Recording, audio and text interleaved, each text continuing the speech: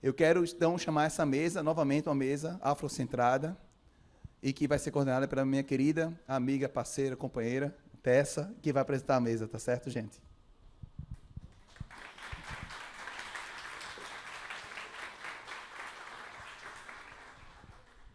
Obrigada, Érico. Bom, gente, boa noite. Eu vou chamar, então, sem mais delongas, para compor a mesa, o professor Renato Nogueira.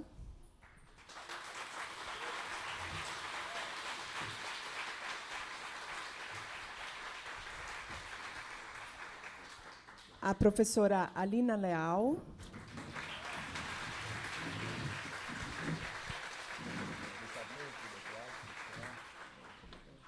E o professor Anderson Flor.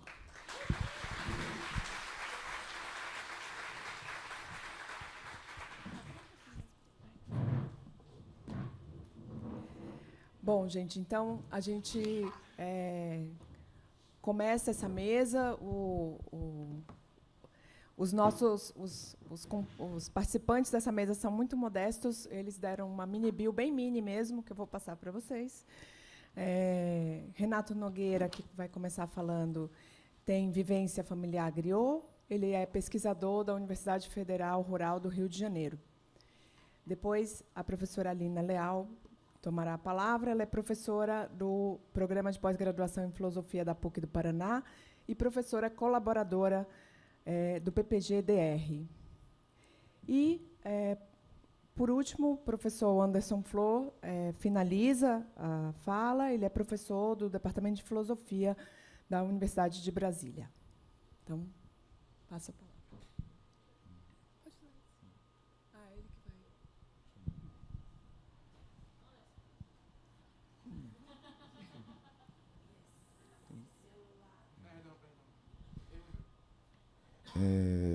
Boa noite. Agradecer a oportunidade, a gente conversar um pouquinho.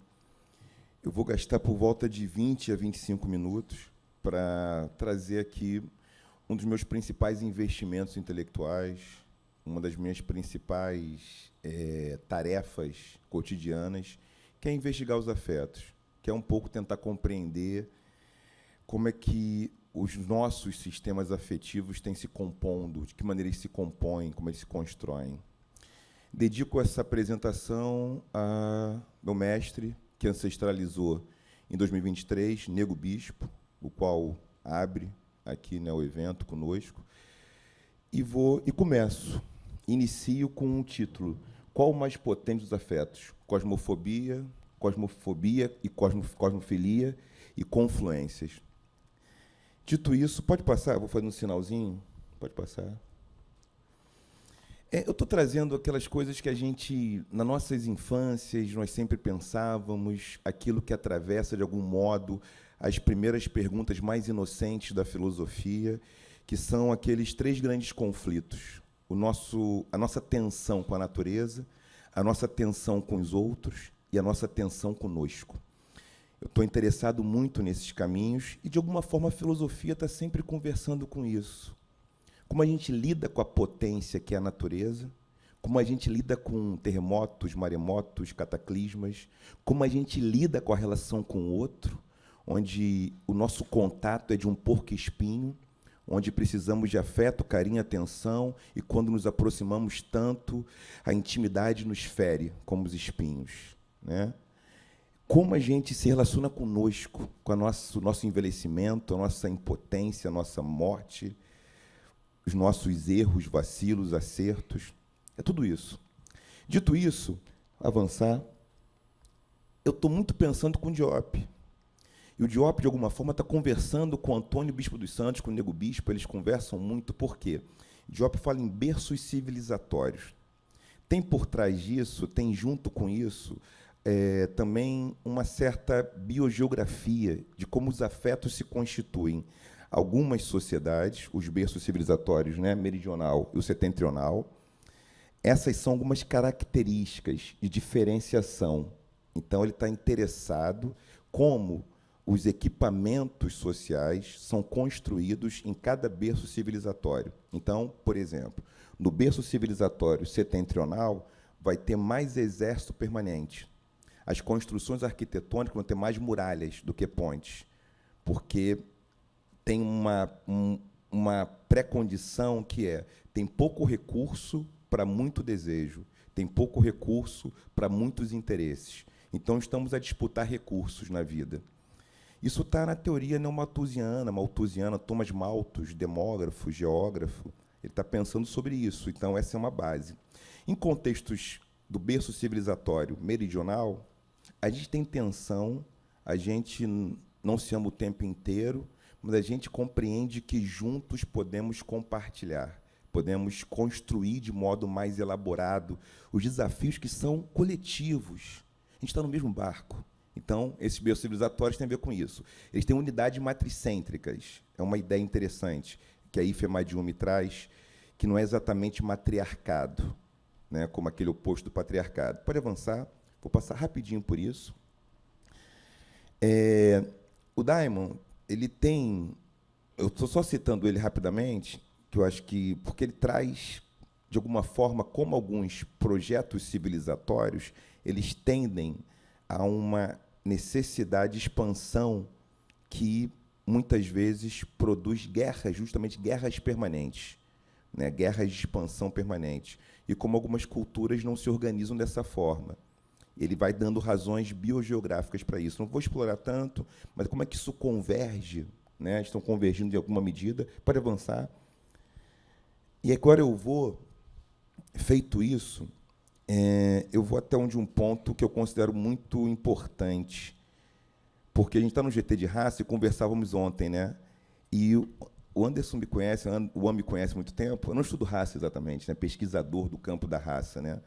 Eu pesquiso, sempre estudei filosofia africana, povos indígenas, sempre que, obviamente, a gente está racializado, né? Mas eu estou muito interessado nesse caminho que o bispo faz também. Muito interessado com esse caminho. O bispo fala do seguinte, basicamente, é muito mais complexo do que isso, em certa medida, mas ele ali, no início, ele vai complexificando para a gente, né, aumentar a compreensão, é o seguinte, a gente tem, basicamente, culturas cosmofóbicas, culturas cosmofílicas. Algumas culturas são cosmofílicas, outras cosmofóbicas. As culturas cosmofóbicas, elas tendem a produzir um ambiente onde o medo e a raiva são emoções muito frequentes. Eu estou pensando muito como é que o nosso aparato afetivo se organiza dentro dessas atmosferas culturais. O que o bispo está dizendo? Então, não é que tem santo ou demônio. Não tem santo ou demônio, não é o anjo nem o demônio. São pessoas, algumas pessoas não estão autorreguladas, e a forma delas lidarem com a sua frustração é produção de violência e controle. Porque elas estão com dificuldade de lidar com as suas frustrações, aí você cria um sistema que ele está todo calcado nisso. Okay? Os contextos culturais cosmofílicos não é que não tenha medo, não tenha raiva, mas o medo e a raiva, eles têm que ser usados de modo biofílico, a favor da vida. Então, isso é um desafio. Então, estão sempre se autorregulando. Aí o bispo vai dizer o seguinte, que a gente tem mais... que no contexto cultural afropindorâmico, a gente está num contexto cosmofílico.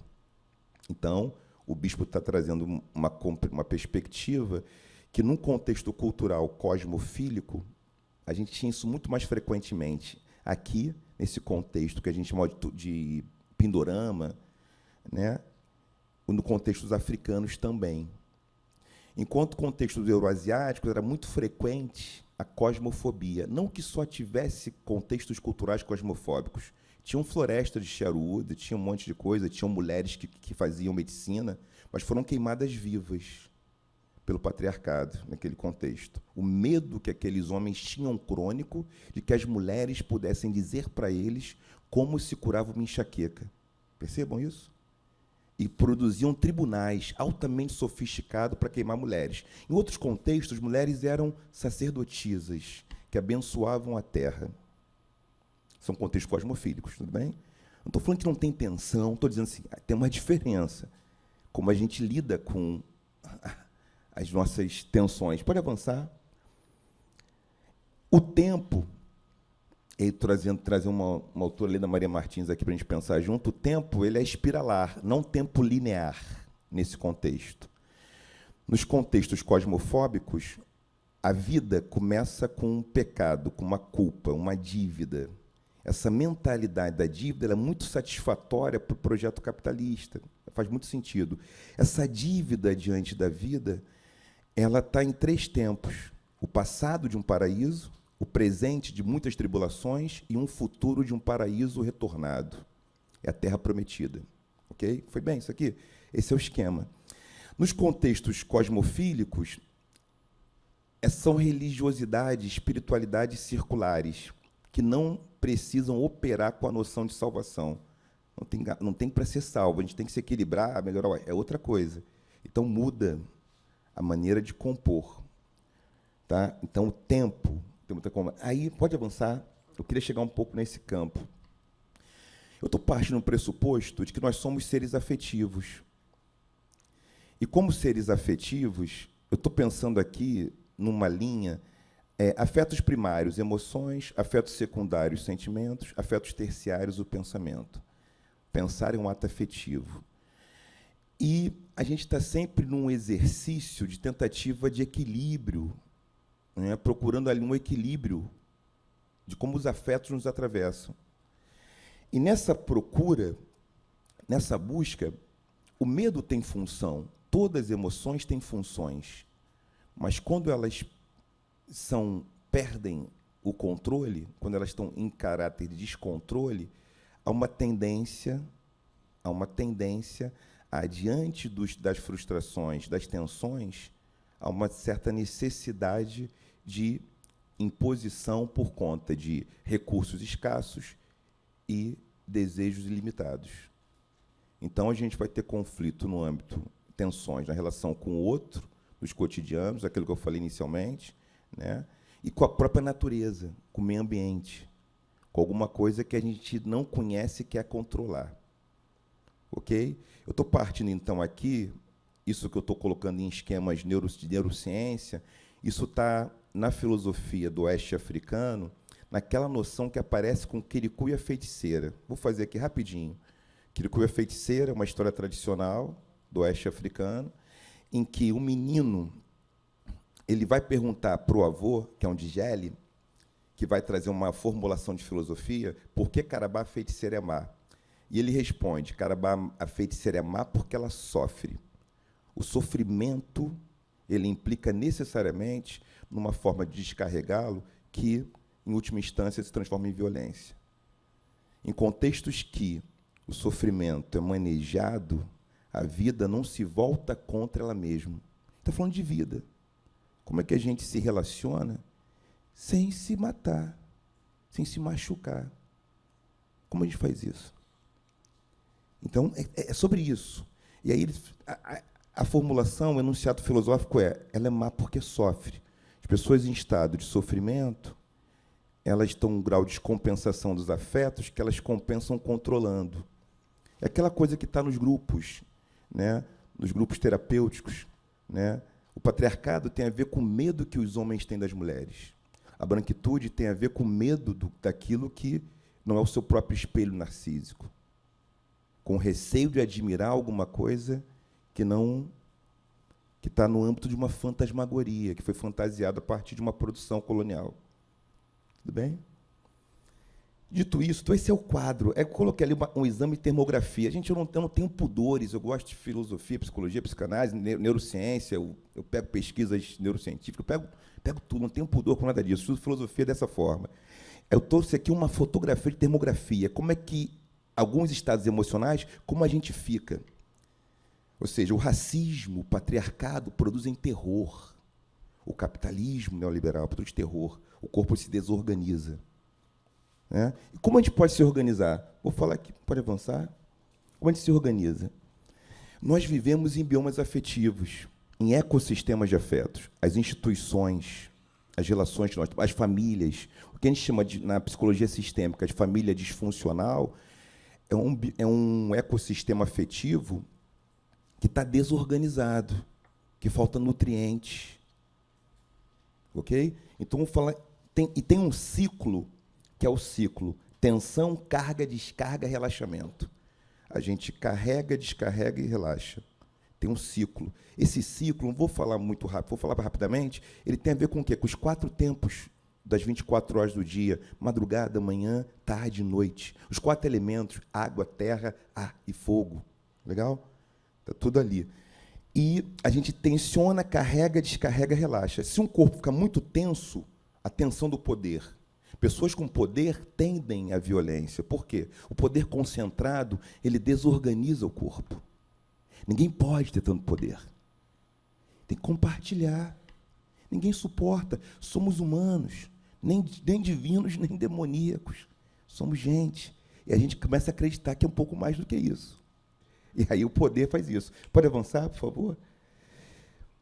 Eu vou trazer, não sei se eu quero cumprir o tempo.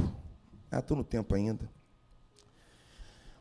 Eu trago aqui o Amenemop, que é um filósofo que eu adoro. O que a Amenemop fala? Eu vou interpretando, né? Vamos interpretar Amenemop. O coração é o órgão responsável pela digestão dos afetos.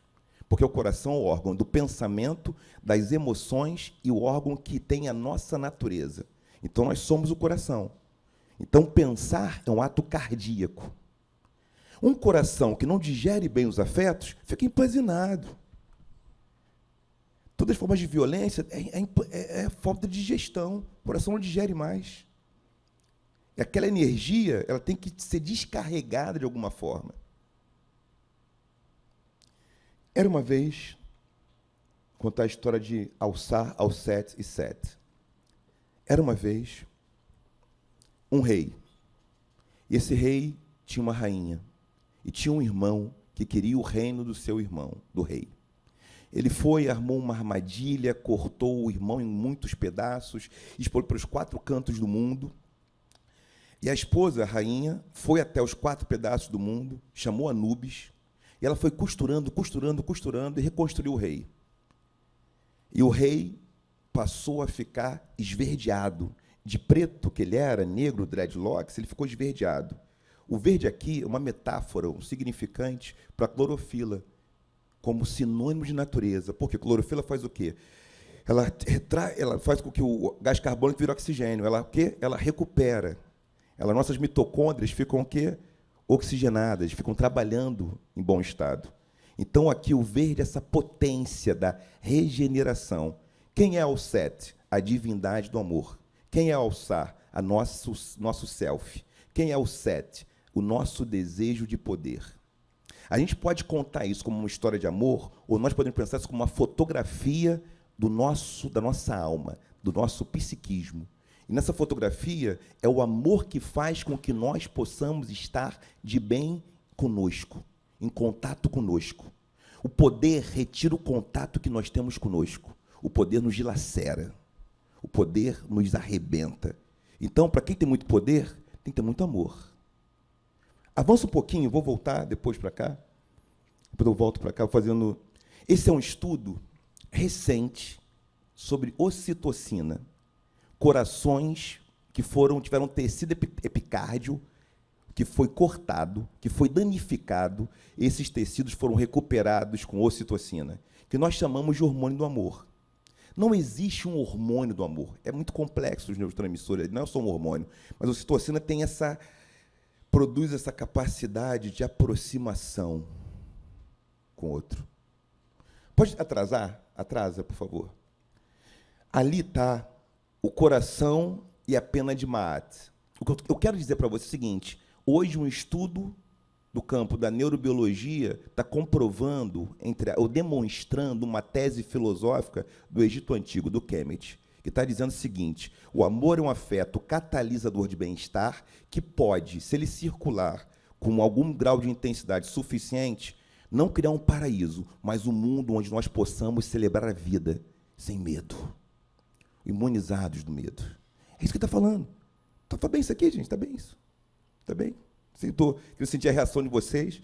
Como é que está? Pode avançar. E eu vou para o final. Vou ao final. O amor é um afeto catalisador de bem-estar, reduz a energia de ativação, acelera a digestão afetiva e a devida absorção geram condições para o uso biofílico dos outros afetos. Com amor eu posso usar bem a raiva. A raiva dá o limite sem destruir o outro.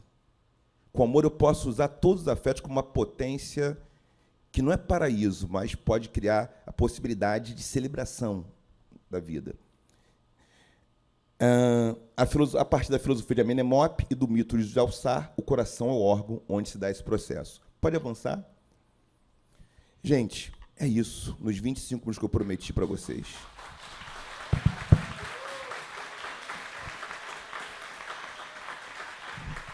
Exercícios que produzem um amor e alguns remedinhos, o mundo é outro, não tem nem mais guerra. Acabou a guerra. É o que precisava fazer, mas não é fácil, mas vamos tentar.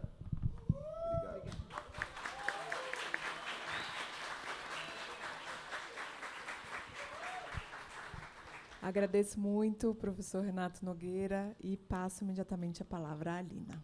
Obrigada. Obrigada, Tessa. Bom, não sei se eu vou falar de forma tão amorosa, mas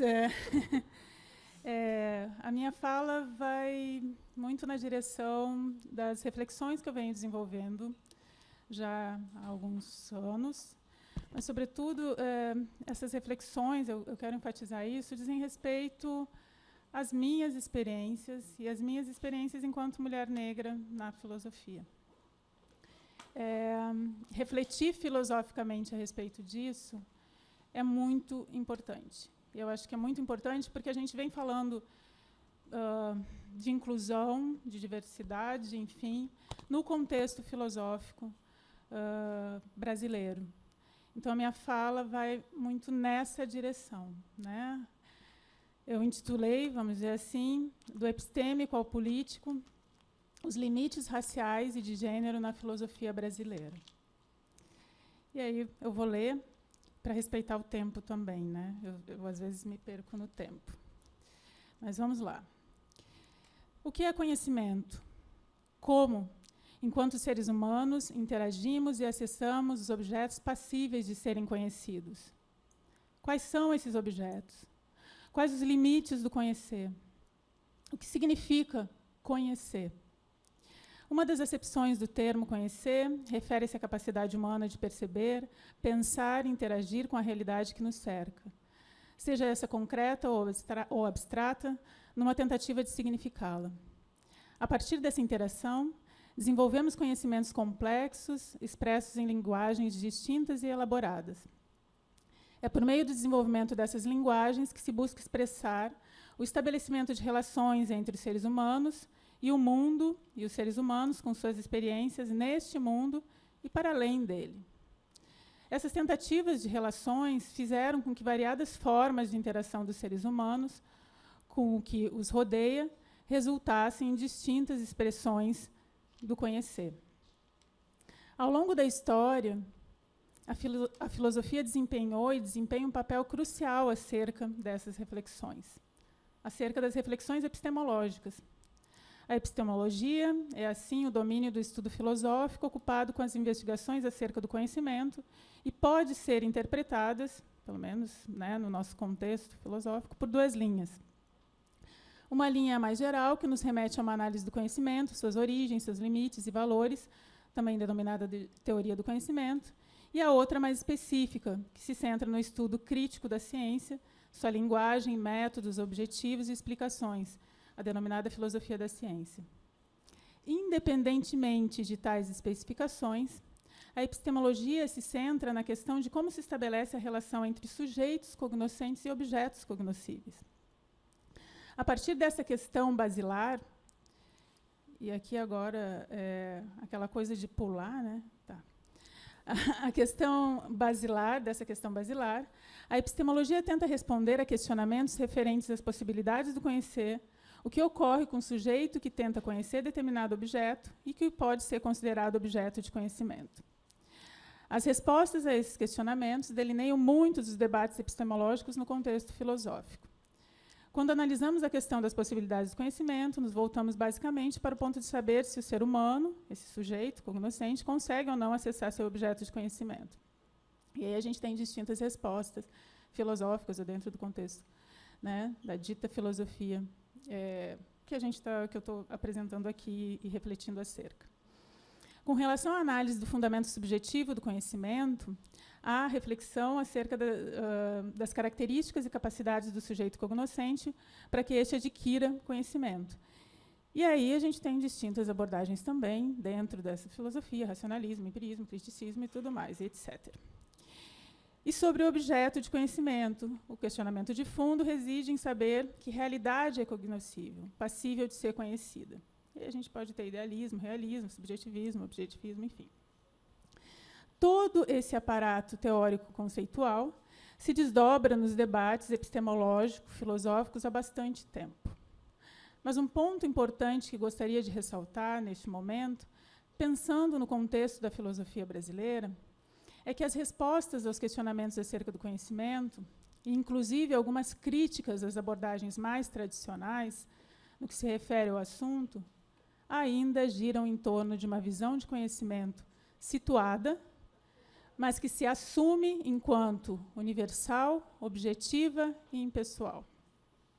Em outras palavras, reforça-se o princípio de que somos, enquanto sujeitos epistêmicos, iguais, e que, portanto, as possibilidades de conhecimento são amplas e, num certo sentido, irrestritas. Ao mesmo tempo em que, aparentemente, essa visão epistemológica não fecha a possibilidade de consideração de variação de cultura para cultura dos meios e pressupostos do conhecimento, a perspectiva de conhecimento com a qual lidamos nos debates filosóficos em geral e no Brasil em particular, se desenvolveu e ainda se desenvolve numa perspectiva que se diz neutra, universal, mas que se impõe a partir de um modelo específico e situado, definindo o que é conhecimento, quais são as capacidades dos sujeitos envolvidos no processo de aquisição do conhecimento e quais objetos são passíveis de serem conhecidos, ou seja, que objetos, realidades, temas permitem a produção de um conhecimento válido. E que modelo é esse que se impõe? Eu acho que é disso que a gente vem falando aqui, não só nessa mesa, mas na ANPOF, no sentido mais amplo. É o modelo eurocentrado. Tal modelo define ainda o que é ou não conhecimento, quais são as capacidades dos sujeitos envolvidos no processo de aquisição do conhecimento e quais objetos, realidades, enfim, temas produzem esse conhecimento válido no contexto filosófico. Quando se afirma que as perspectivas epistemológicas da filosofia são eurocentradas, identifica-se que isso ocorre porque a própria filosofia ainda é majoritariamente um modo de fazer filosofia que reproduz pensamentos e procedimentos com uma origem situada espaço-temporalmente, mas que se impôs e ainda se impõe como e não um modelo de estruturação de ideias e de reflexões.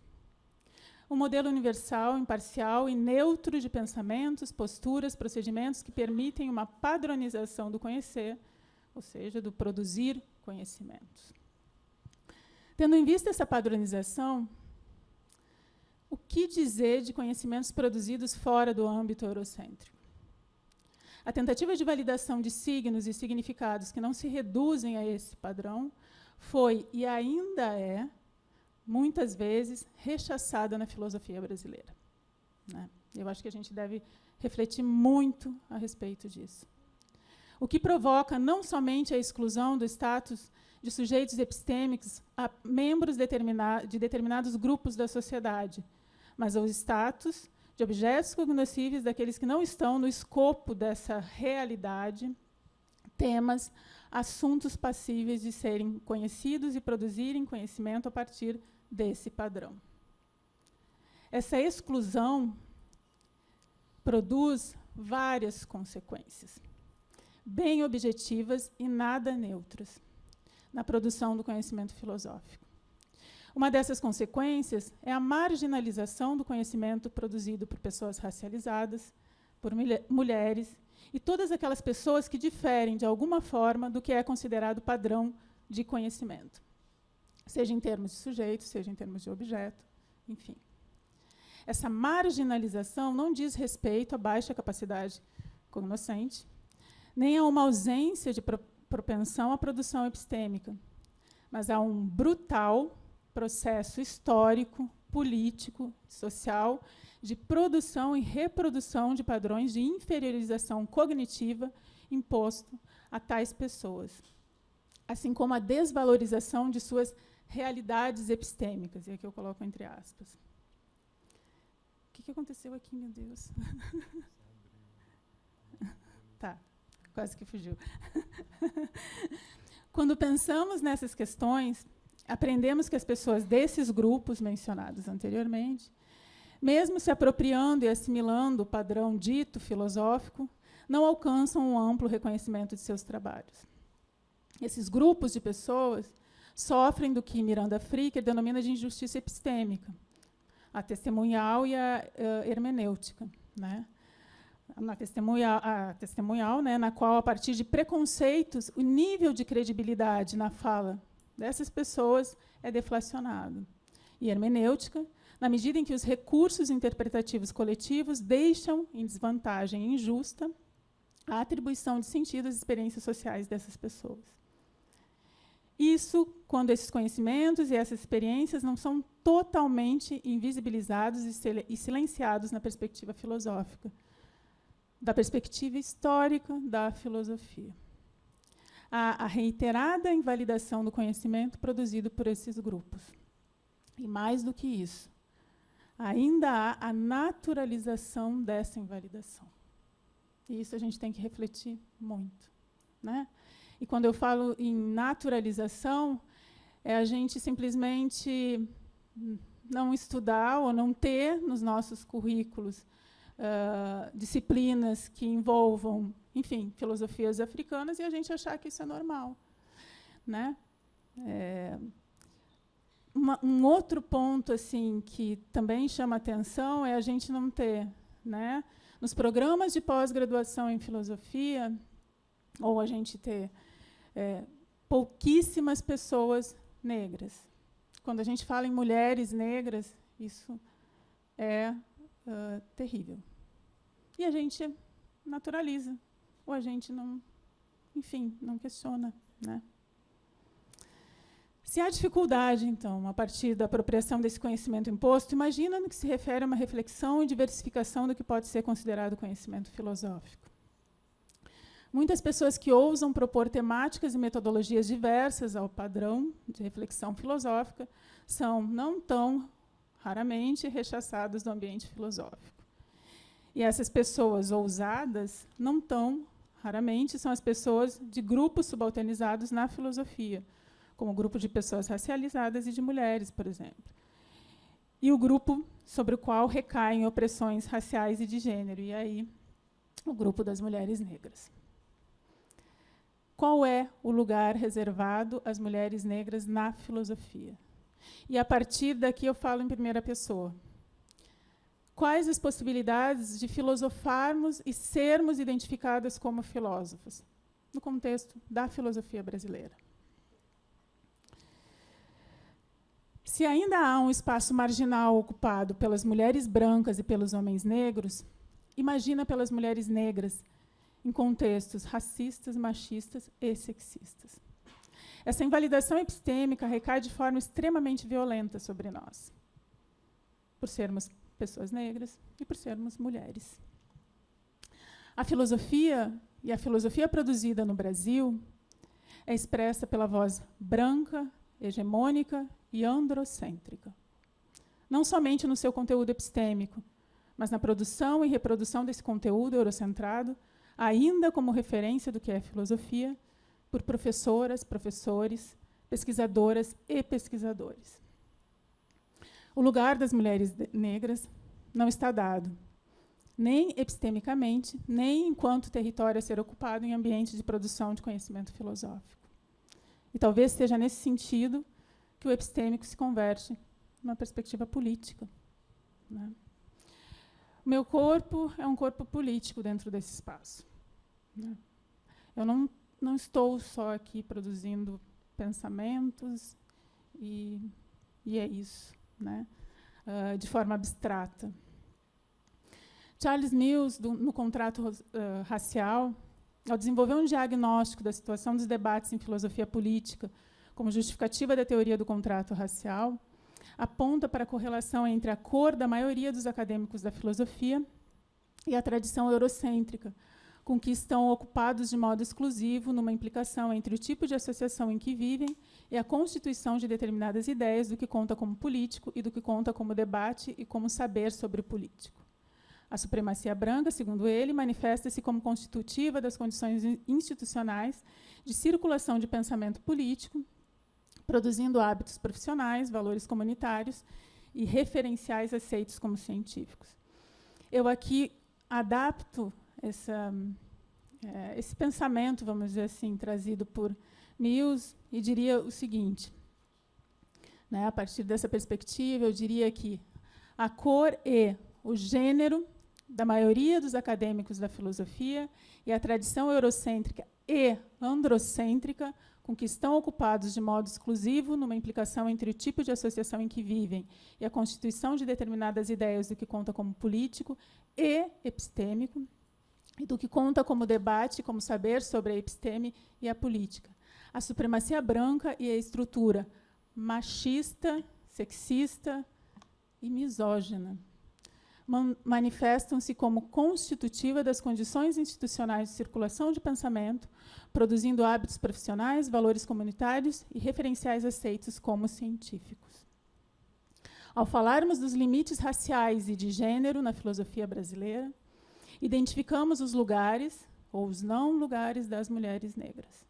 Identificamos o quanto a presença ou ausência das mulheres negras expressa dinâmicas epistêmicas, sociais e políticas presentes neste contexto. Nós, filósofas negras, ainda não temos um amplo reconhecimento do nosso trabalho. Isso quando não somos totalmente invisibilizadas. É como se estivéssemos falando de algo que não nos diz respeito, que não conseguimos alcançar muito bem, e muitas vezes parece que devemos ser tuteladas por professores, professoras, orientadores, orientadoras, coordenadores, coordenadoras, e etc. É o constante colocar à prova, diminuir ou invisibilizar e silenciar. A reiterada invalidação e naturalização do conhecimento das mulheres negras no ambiente filosófico brasileiro. O que torna muito mais difícil para nós lidarmos com o que acontece, pois a discriminação, na maioria das vezes, mesmo não sendo expressa de forma direta, é constante e intensamente praticada.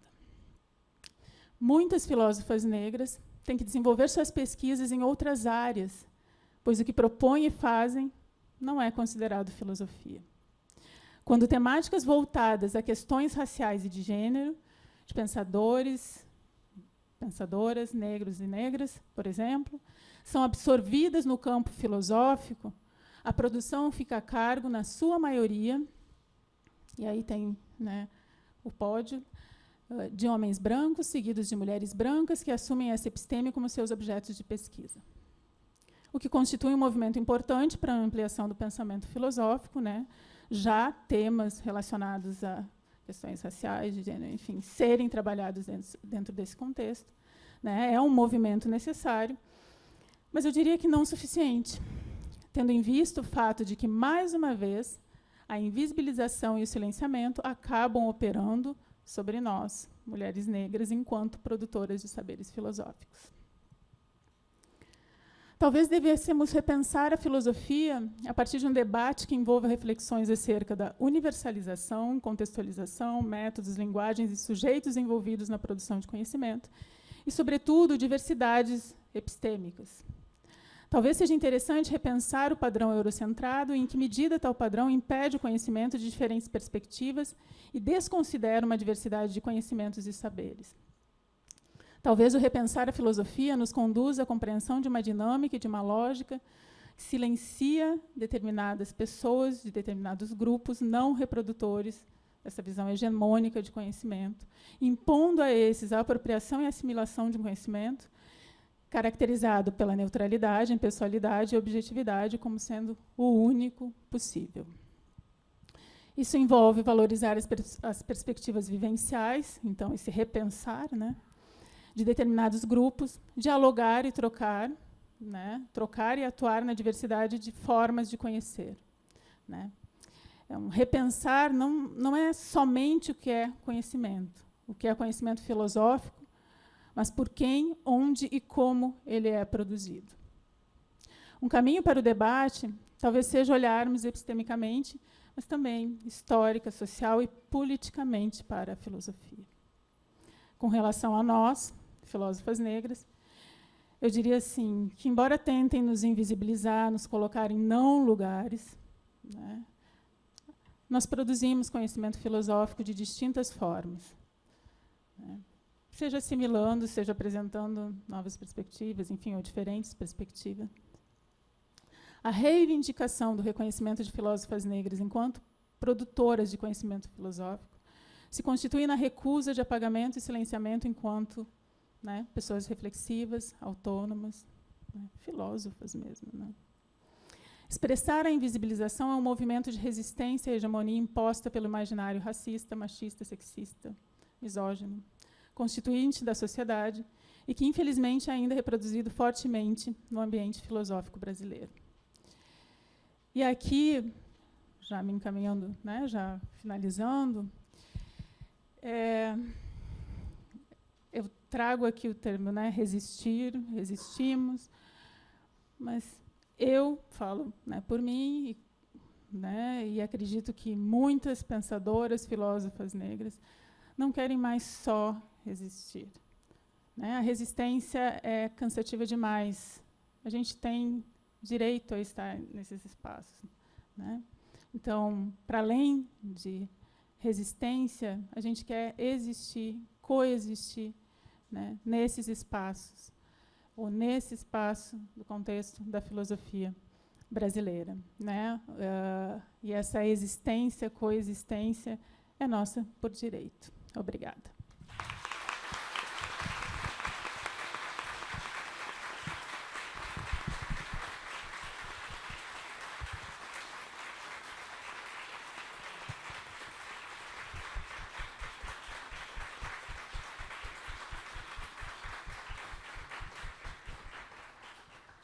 Obrigada, Alina. Eu acho que as palmas, o tempo das palmas demonstra o quanto sua fala tocou essa plateia. Vou passar para o professor Anderson.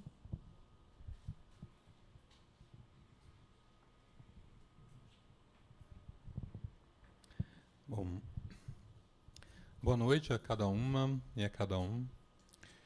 É uma alegria estar aqui com vocês e vendo esse auditório de onde eu vejo. Né? Acho que seria bonito se vocês pudessem ver o que eu estou vendo daqui.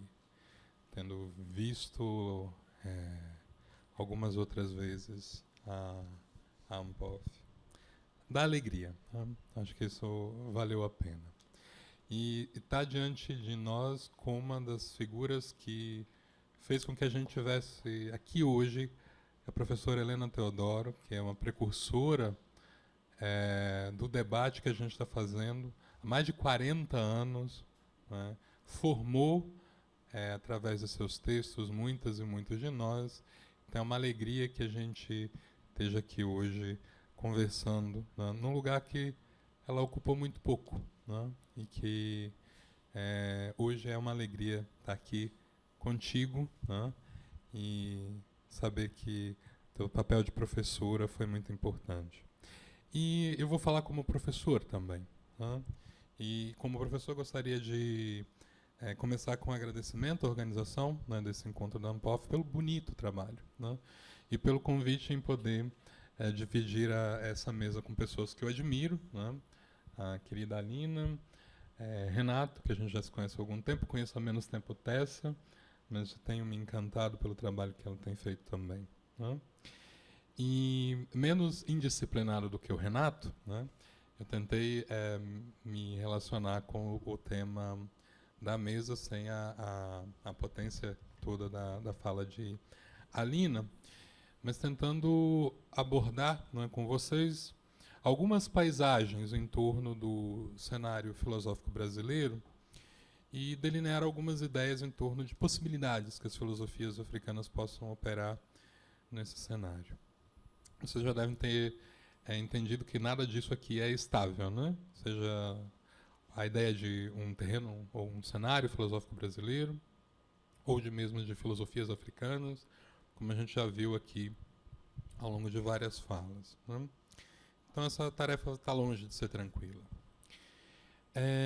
Seja porque a própria ideia de um cenário filosófico brasileiro precisa de explicações e não ser tomada como um dado, né? E vou tentar explicar por quê.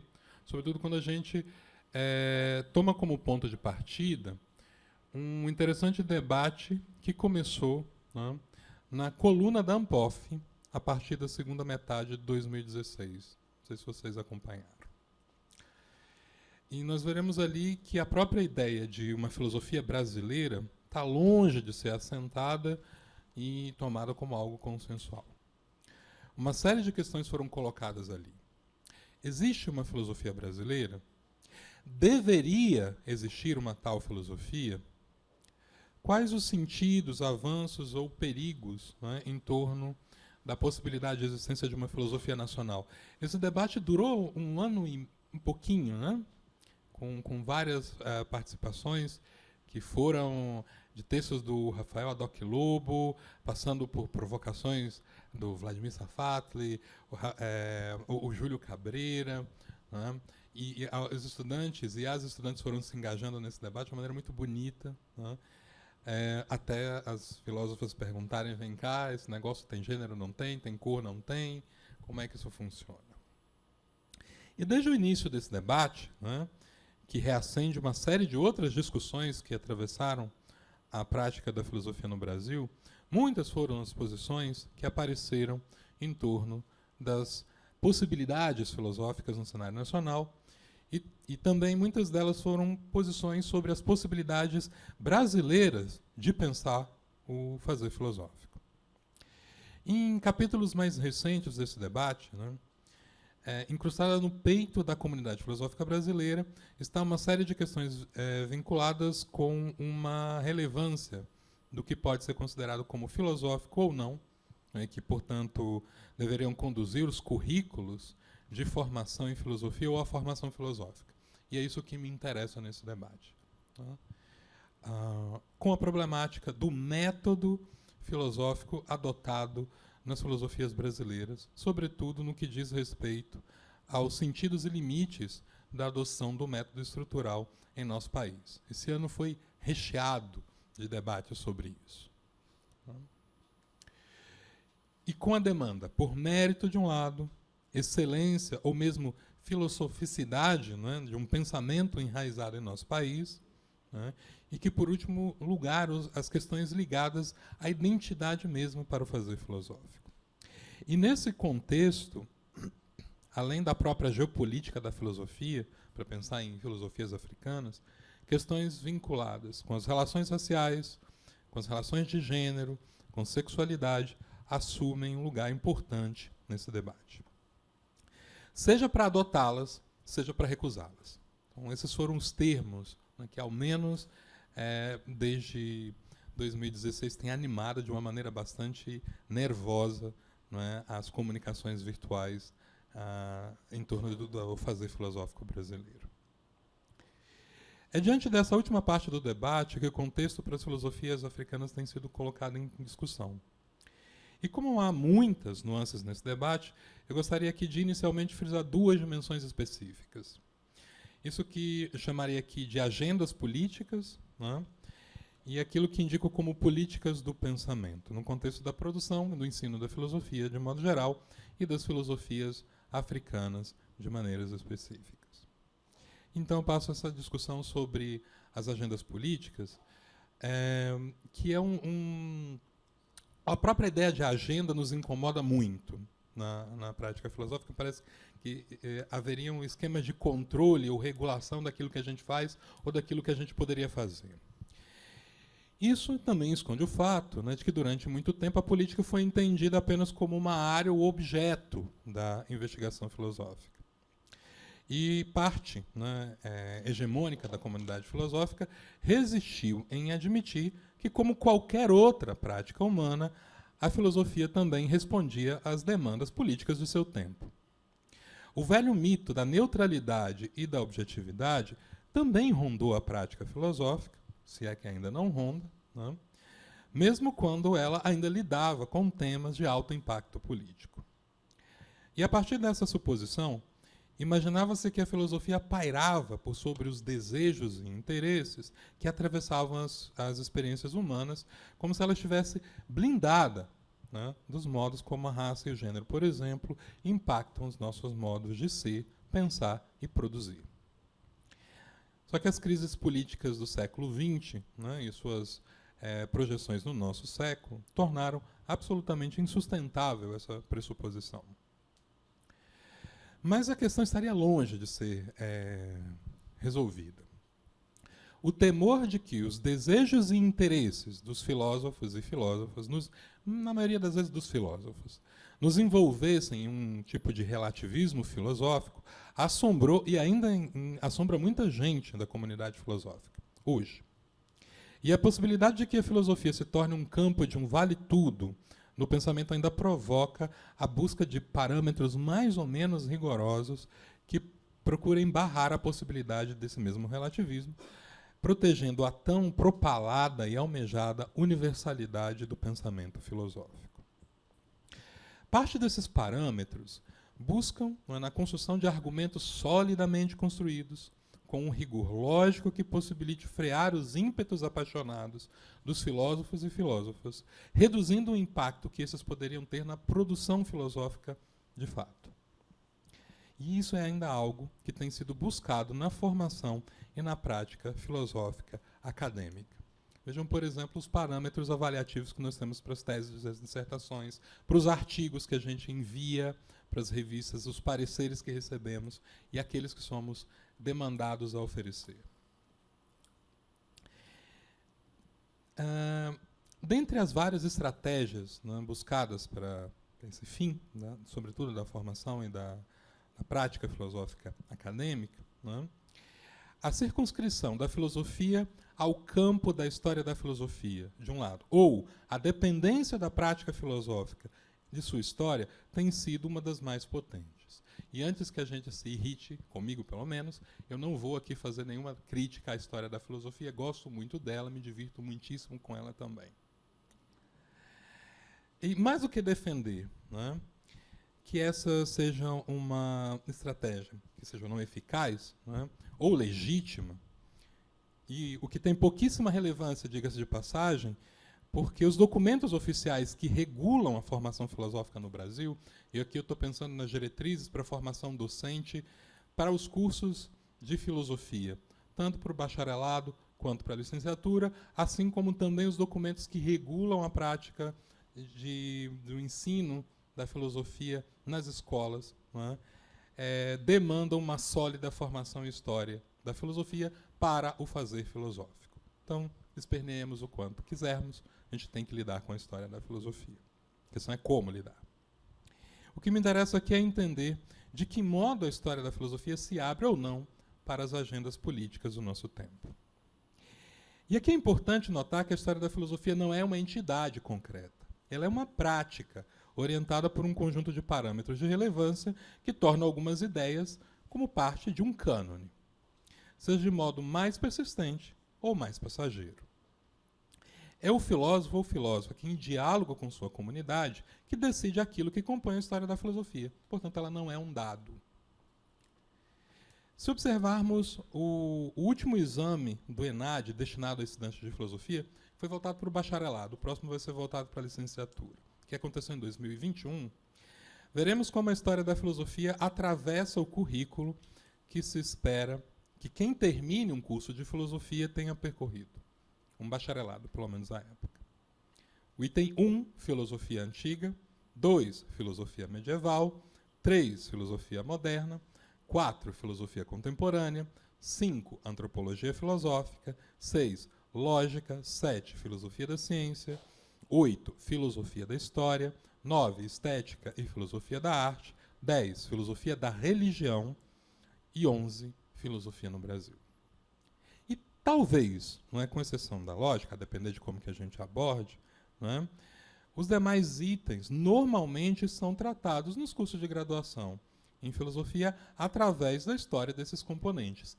E friso, isso não é um problema em si. E normalmente a história dessas áreas da filosofia é a história de um recorte dos debates ocorridos em poucos países. E esse é o nosso problema. né, sobretudo as chamadas, entre aspas, aqui, Grécia e Roma, França, Alemanha, Inglaterra, Itália, Holanda, além dos Estados Unidos, né, que recorrentemente nós chamamos de filosofia ocidental. Apenas a partir de 2017, o tópico filosofia no Brasil passou a compor o elenco dos conteúdos filosóficos básicos da avaliação dos egressos dos cursos de filosofia. Esse tipo de abordagem da filosofia vinculada com a sua história parece, né, abrir pouco espaço para a problematização da própria filosofia enquanto atravessada por questões que as sociedades lhes colocam no tempo e no espaço. Essas questões são a base daquilo que chamam das agendas políticas. Mas, precisamente, as agendas políticas, né, seriam os temas de interesse no que diz respeito aos projetos de mundo e futuro, né, que as sociedades colocam para si mesmas. Uma leitura apressada poderia entender que uma filosofia que acolhesse, não é, uma sobredeterminação das agendas políticas seria uma serva da política, como em outros tempos a gente poderia dizer que ela foi da teologia. Meu posicionamento aqui não supõe essa possibilidade. Entendo que uma filosofia atenta às agendas políticas do seu tempo é aquela que sabe que os filósofos e filósofas pertencem a esse mesmo tempo, sendo, portanto, atravessadas e atravessados, não é, pelas maneiras como os desejos e os interesses fazem aparecer uma questão como filosófica, criando critérios tácitos de demarcação entre o filosófico e o não filosófico. Esses mesmos critérios determinariam a entrada ou não de uma determinada abordagem no contexto do relevante para a composição da história da filosofia. Antes de um aprisionamento, o reconhecimento da existência dessas agendas políticas nos levaria a questões críticas sobre o nosso fazer. Por exemplo, seremos levadas a perguntar por qual razão não deveríamos considerar os textos de filósofas em nossas revisões, né, quando pesquisássemos um tema específico como, por exemplo, critérios de demarcação, que é um dos temas clássicos da filosofia da ciência contemporânea, né, mesmo quando elas também tenham refletido sobre esse tema. E ao meu lado tem uma dessas pessoas que faz isso. Né? Qual é a razão pela qual a gente não lida com esses temas, com os textos dela? Né? Por qual razão mobilizamos as mitologias gregas e romanas para a composição do vocabulário ou repertório filosófico e não fazemos o mesmo com as mitologias ameríndias e orientais, mesmo quando essas estão à nossa disposição para leitura e oferecem tantas e tão potentes imagens para o pensamento? O reconhecimento dessas agendas nos leva a uma autocrítica e não indica que nós devemos abandonar os referenciais clássicos e canônicos. Vamos repetir? O reconhecimento dessas agendas nos leva a uma autocrítica e não indica que devamos abandonar referenciais clássicos e canônicos. Eu estou fazendo isso aqui porque eu penso que essa dicotomia que tem nos rondado há algum tempo, e que é um fenômeno global, não é brasileiro, isso tem acontecido durante muito tempo, é parte de uma reação ao modo como essas outras filosofias têm reivindicado um lugar no debate filosófico. Essa dicotomia é uma resposta a essa reivindicação por outras vozes. Eu não conheço, e, gente, eu me ocupo com esse negócio tem aí umas 2 semanas, e eu nunca li nenhum autor ou autora que defenda devemos abandonar a leitura dos clássicos de quem quer de qualquer área que seja. Isso é fanfic, na melhor das hipóteses, teoria da conspiração no fato. Isso não existe em nenhum outro lugar.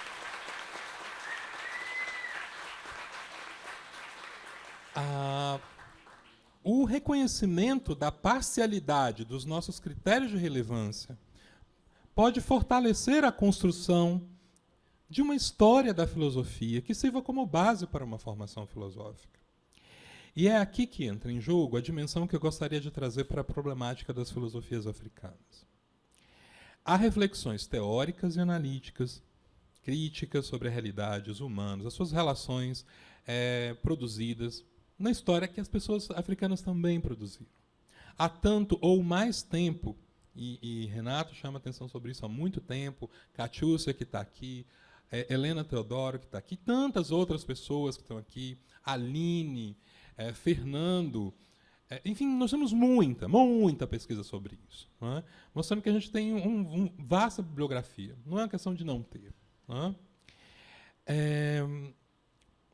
Basta a gente conhecê-las. Não é? Só que buscar conhecê-las não implica em excluir o que já foi incorporado pelo cânone, não é? Mas em trabalhar com abordagens mais amplas do que aquelas que nós viemos nos acostumando. E, nesse aspecto, encontramos uma outra dimensão que me interessa aqui para discutir a partir das filosofias africanas, que são as políticas da filosofia ou as políticas do pensamento. O pensamento, assim como a própria filosofia, é também um fenômeno histórico e, portanto, condicionado pela história.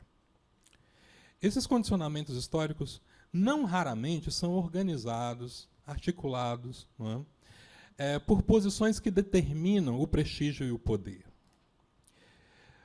Não é sem mais que essas articulações que a filosofia ocupa no conjunto das matrizes intelectuais, né, como um lugar de destaque, seja para pensar a epistemologia, como chamou a atenção agora há pouco a Alina, fornecendo elementos para que as ciências possam trabalhar na sua estruturação, seja pensando nos fundamentos da experiência humana, seja lá o que vocês queiram entender por fundamentos, né, sobretudo no que diz respeito à ética e à política.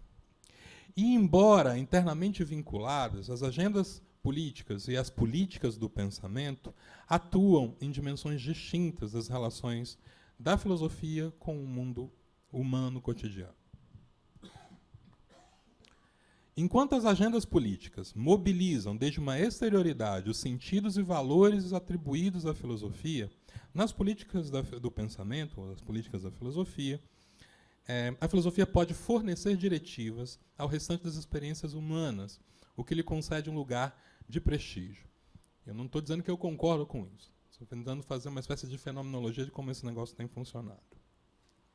Aqui, retornamos ao tema, né, da mesa de maneira um pouco mais explícita. As políticas do pensamento têm funcionado, no contexto de nossas heranças modernas, no regime daquilo, né, que tem sido chamado por uma série de intelectuais na América Latina de racismo epistêmico, como já chamou a atenção a Alina também.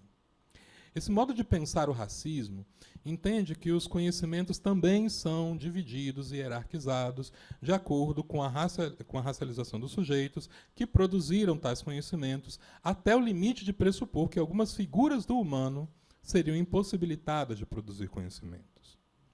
No contexto do que discutimos aqui, o racismo epistêmico é uma das expressões de uma política do pensamento que finda por impactar as agendas políticas na medida em que naturaliza a ausência de algumas abordagens na composição dos cânones.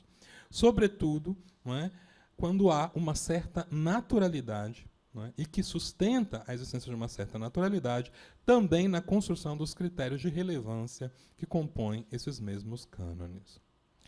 Como consequência, temos uma espécie de ocultação de que a construção dos cânones e hegemonias, não é também um processo atravessado de política de cima a baixo, e, portanto, impactados pela nossa herança colonial da modernidade, que nos faz conviver com uma certa naturalização das raças, não é, como se ela fosse um fenômeno dado.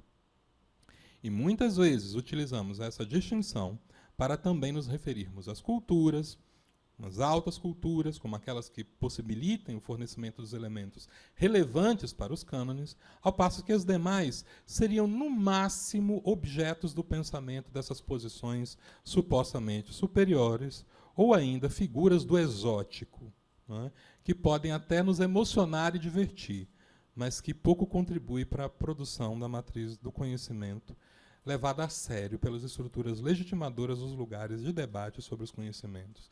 Eu não sei com relação a vocês, como eu trabalho com isso desde 2003, eu estou absolutamente exausto de ouvir pessoas olharem as falas do Renato e considerarem isso da ordem do exótico. Que coisa interessante, né? A que hora chega a filosofia? Né?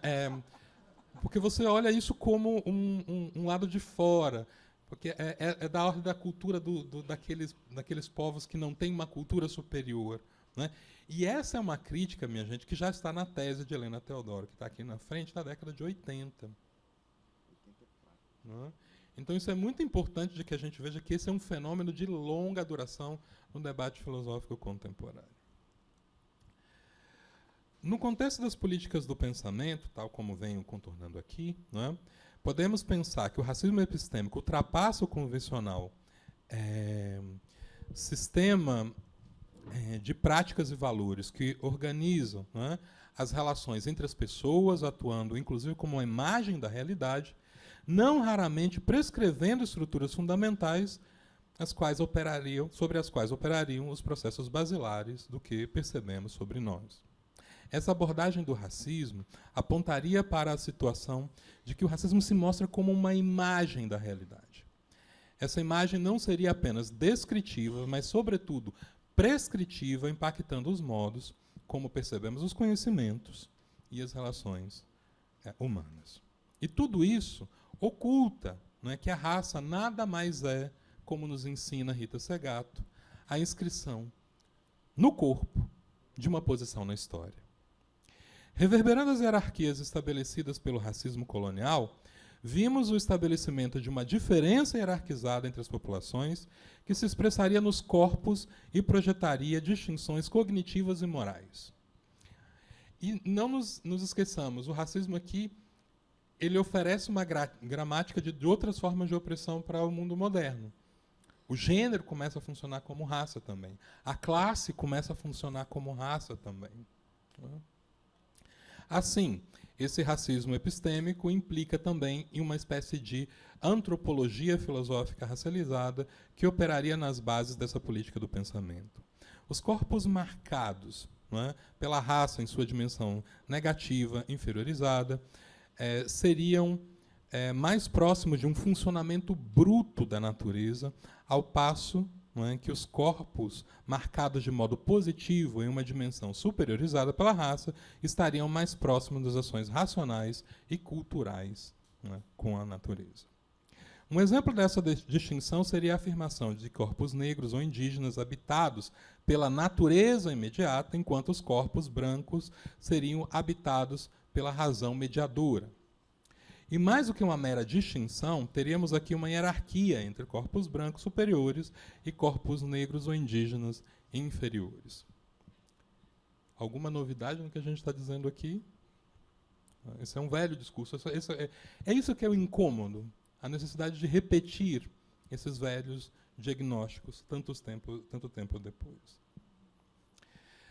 No cenário em que essas agendas políticas são muitas vezes sobredeterminadas pelas políticas do pensamento, podemos pensar outros lugares na prática do fazer filosófico brasileiro para as filosofias africanas? Se sim, de quais modos? Aqui pode ser interessante retomar a distinção entre a filosofia produzida no Brasil e uma filosofia brasileira que eu chamei a atenção lá atrás. Embora se possa produzir uma filosofia brasileira no Brasil, é possível produzir aqui uma filosofia de orientação francesa, inglesa, alemão, estadunidense, que, aliás, é o que a gente mais faz. Eu não gosto muito de definições identitárias fixas em torno das filosofias. Eu, particularmente, não acredito na existência de uma filosofia que seja naturalmente ou essencialmente alemã, iorubá ou brasileira.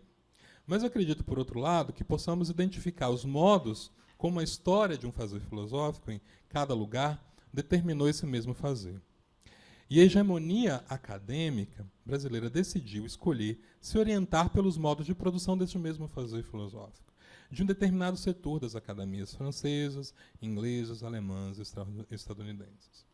Curiosamente, ao adotar as proposições metodológicas das missões francesas, e eu não vou revisar aqui o argumento do professor Paulo Arantes, mas valia a pena dar uma olhada num departamento francês ultramarino, né? Nós ignoramos, não é? Ou pelo menos saltamos a parte com que o fazer filosófico francês dialogou com o pensamento filosófico africano. Cheikh Anta Diop teve uma larga discussão com o pensamento africano. Fanon, enquanto na Argélia, uma larga discussão com o pensamento africano. Então, me parece que a gente comprou aqui o método estrutural pela metade, né? Só na parte em que a gente dialoga com os ocidentais. Adotamos critérios de relevância, não é, determinados por aquilo que Bell Hooks chamou de um patriarcado capitalista da supremacia branca, que não são existentes nem mesmo na interesse do fazer cotidiano do Departamento de Filosofias franceses, ingleses, alemães. O problema é que tomamos esses setores que escolhemos como um todo da prática filosófica numa espécie de caricatura perigosa do fazer, da prática filosófica. E é aqui que a filosofia africana, e eu encaminho para o final, não é, pode ser bastante útil para repensar não apenas uma filosofia produzida no Brasil, mesmo que de origem ocidentocêntrica, para utilizar o termo da Oeumi, mas também a própria filosofia brasileira. A filosofia brasileira precisa, né, ser herdeira de nossa própria história. E nossa história não é só tributária dos modos franceses, alemães, ingleses, estadunidenses de pensar.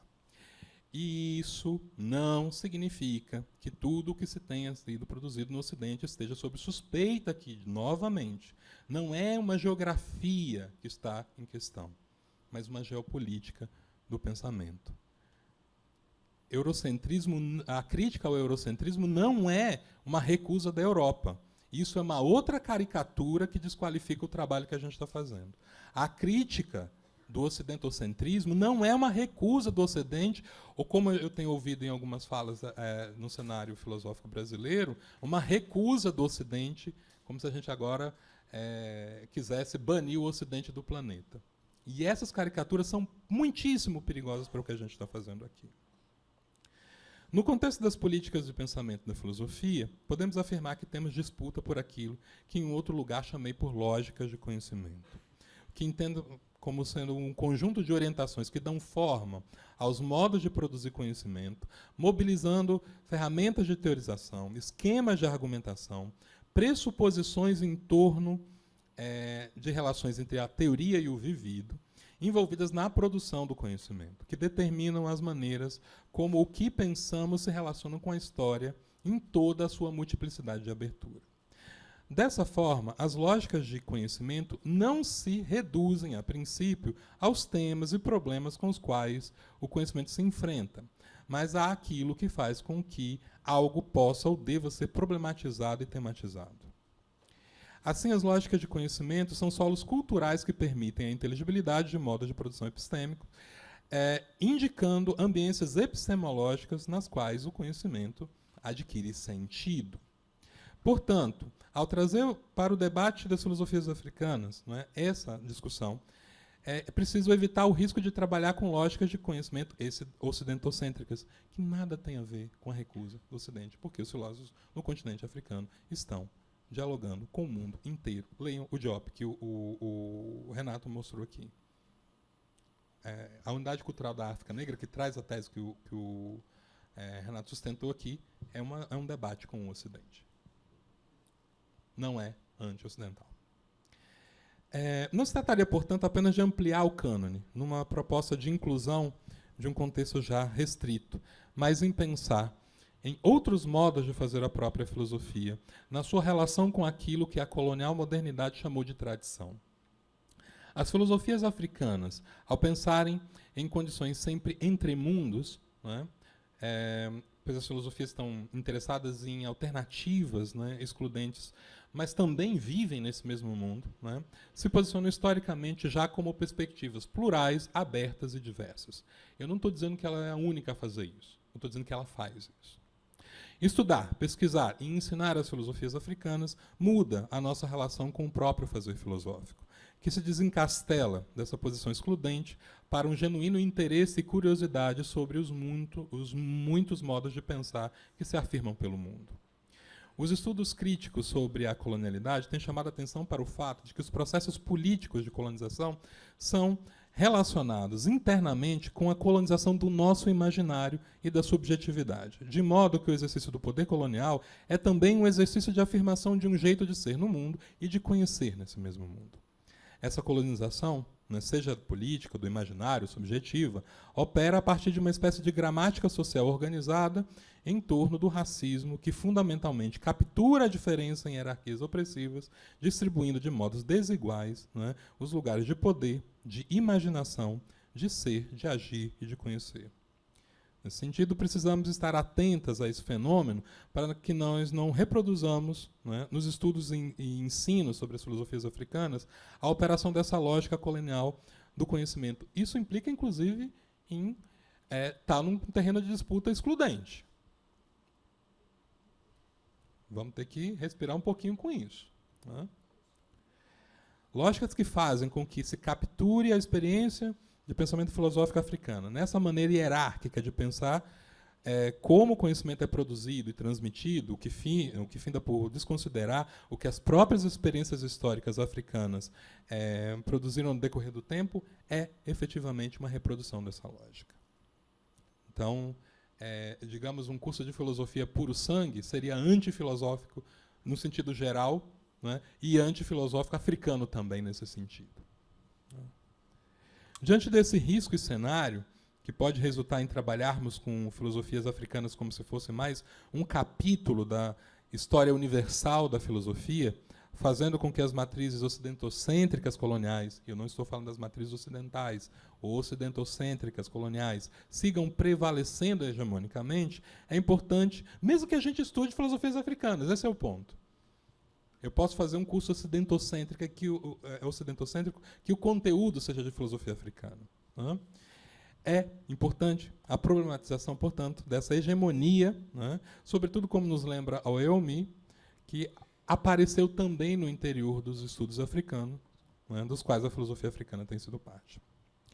No contexto do trabalho com as filosofias africanas, precisamos, né? E aqui não é um precisamos no imperativo moral, é um convite, né? Nos questionar sobre o que significa descolonizar as lógicas de conhecimento e, portanto, escapar dos modos como as políticas da filosofia sobredeterminam as agendas políticas. E a busca por responder essas questões nos demanda perceber que o tema da descolonização acompanha a teorização sobre o fazer filosófico em cenários políticos e teóricos que assumem sentidos variados desde pelo menos a metade do século XX.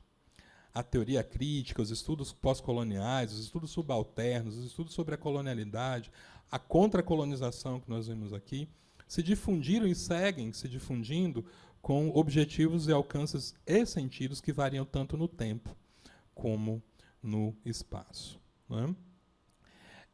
E em seus estudos, e aqui eu estou me referindo ao EUMI, direcionados às leituras críticas da epistemologia de gênero, utilizadas nos estudos africanos, né, mais especificamente sobre aqueles das sociedades iorubá, o EUMI percebeu, né, que a perspectiva de produção do conhecimento, as categorias de conhecimento iorubá, de maneira pelas quais a cultura codificou e organizou a informação, em geral, tendiam a não influenciar as afirmações e conclusões das pesquisas. Então, por isso, a EUMI é enfática a afirmar que descolonizar é endogenizar, autoctonizar, historicizar. E, com isso, ela aponta para a necessidade não apenas de considerar como válidas as experiências africanas a partir das abordagens ocidentocêntricas da lógica de conhecimento, mas também de situar as lógicas ocidentais provincializando-as, né? E essa provincialização das lógicas de conhecimento ocidentais busca fazer notar que os modos pelos quais o Ocidente produz, agora sim, o Ocidente produz conhecimento, são localizados em suas próprias experiências históricas, e que isso está tudo bem, não é? E, com isso, ela recusa um pressuposto básico de muitas pesquisas, a saber que não apenas algumas categorias ocidentais, não é, utilizadas nas pesquisas são universais, como também o próprio solo considerado, né, na elaboração dessas categorias também se entendem como universais. E, nesse sentido, o trabalho dela sugere que os conhecimentos e realidades africanas são subsumidos e apagados pelos conhecimentos e realidades, na medida em que a gente continua sustentando, mesmo que em conhecimentos ocidentais, essa mesma dinâmica. Assim, buscar localizar, situar, provincializar os modos como as pesquisas são feitas, lastreando tanto a história, da maneira como chegamos a pensar, e pesquisar como pensamos e pesquisamos, né, quanto a crítica ao apagamento das lógicas de conhecimento africanas, são passos fundamentais para a descolonização epistêmica. A recusa da pressuposição do universal é um dos começos. Nesse contexto, o universal não é apenas vinculado com os conteúdos das categorias, mas também com o próprio fazer da investigação, que carrega a sua própria lógica de conhecimento. E com isso afirma-se que não se trata apenas de não utilizar, como se necessárias fossem, as categorias ocidentais, mas de perceber que as maneiras como percebemos as experiências que investigamos podem também reproduzir um ethos epistêmico que opera no silêncio da universalidade, apagando outras lógicas de conhecimento.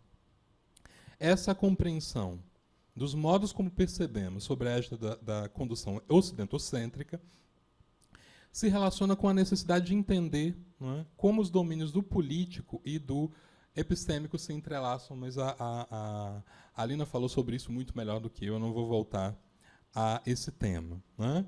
Mas me parece muito importante pensar que essa crítica, né, ao ocidentocentrismo não apenas não é a tendência de que nos orientamos por valores, crenças e práticas e saberes produzidos no norte geopolítico do mundo, é também uma lógica de poder que se instaura na produção e circulação dos conhecimentos, como a própria Alina chamou atenção.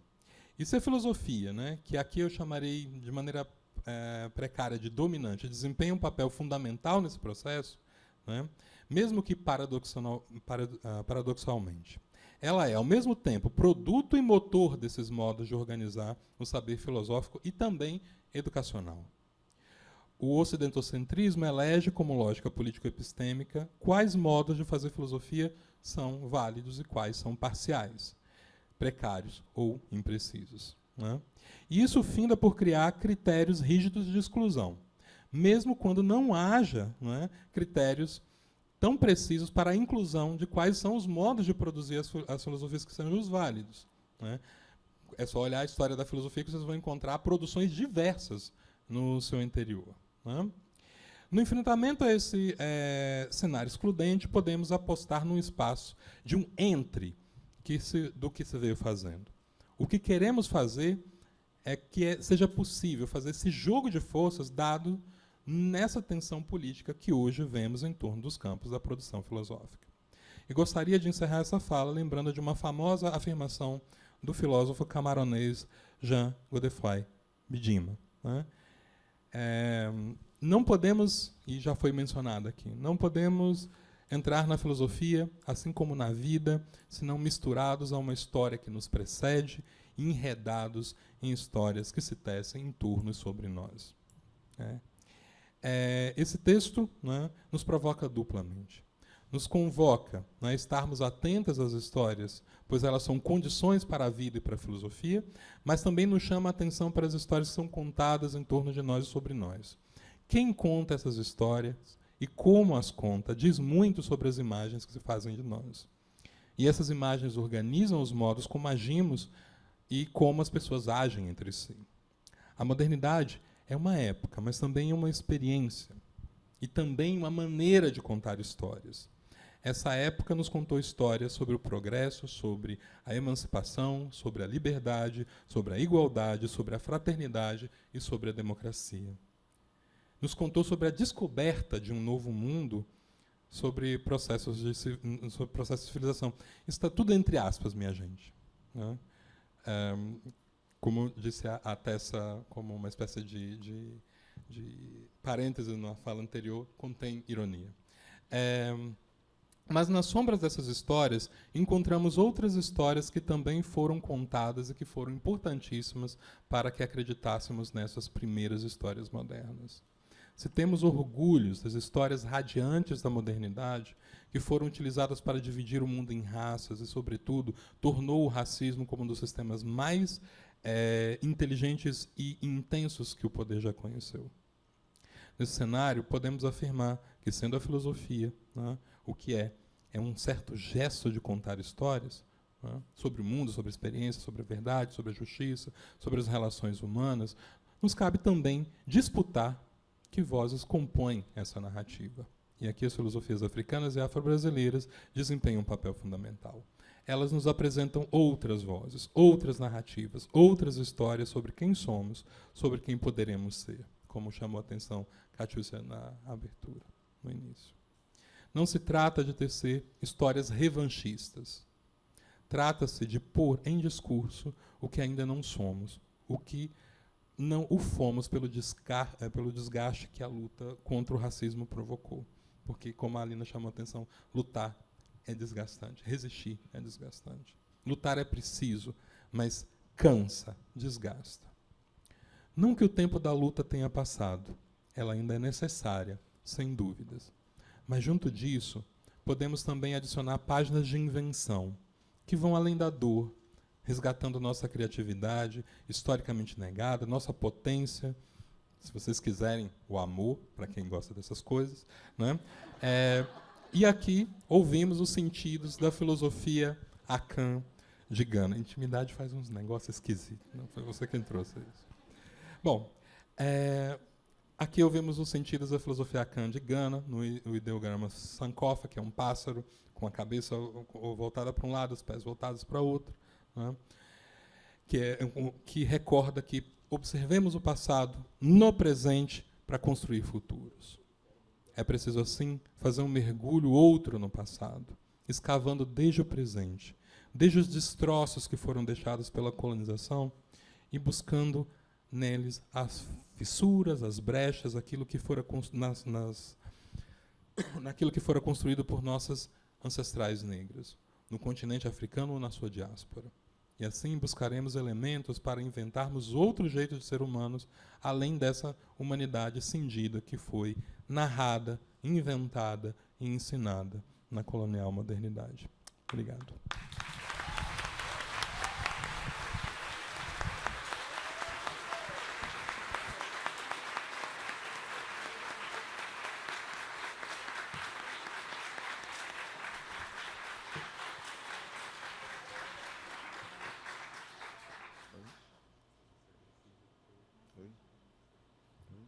Eu gosto de ter pergunta, eu gosto de pergunta. Eu falo bem que eu gosto de pergunta. Eu gosto de pergunta. Alguém quer ter uma pergunta? Gente, eu estou negociando aqui com a mesa, essa mesa incrível, e eles resolveram quebrar o protocolo dessas mesas redondas e a gente vai ter direito a algumas perguntas.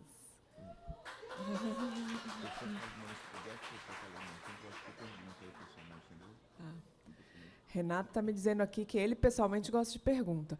Eu vou selecionar três perguntas numa rodada, daí eles comentam. Lá atrás tem uma pessoa com a mãozinha levantada. Você pode vir aqui?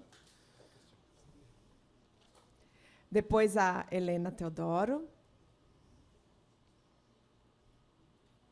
Eu falo 10 minutos para poder ter 50 minutos só respondendo perguntas.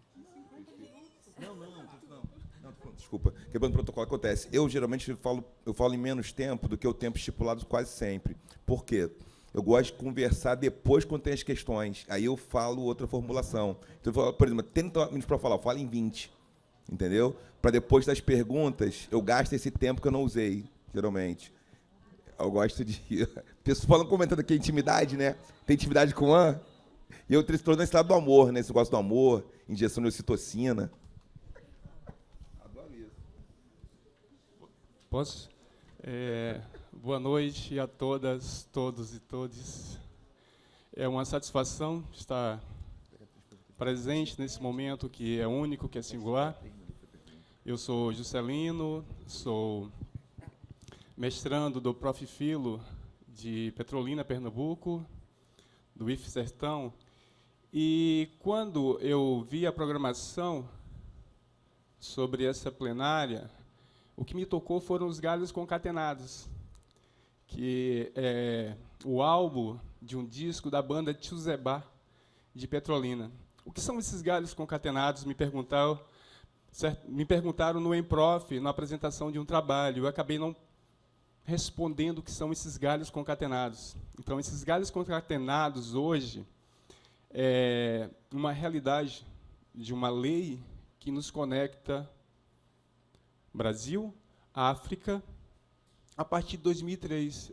É a primeira vez, eu sou professor do ensino público de Pernambuco, que a gente tem uma lei que diz: nós e os de lá são galhos de uma grande raiz que se torna uma árvore, em que, nesses 20 e poucos anos da Lei 10.639, eu posso ver os meus, que estão presentes, que irão levar algo que é singular numa construção histórica que percorre olhares, escrita, de resistência que me antecede e que me faz seguir adiante dentro desses galhos concatenados.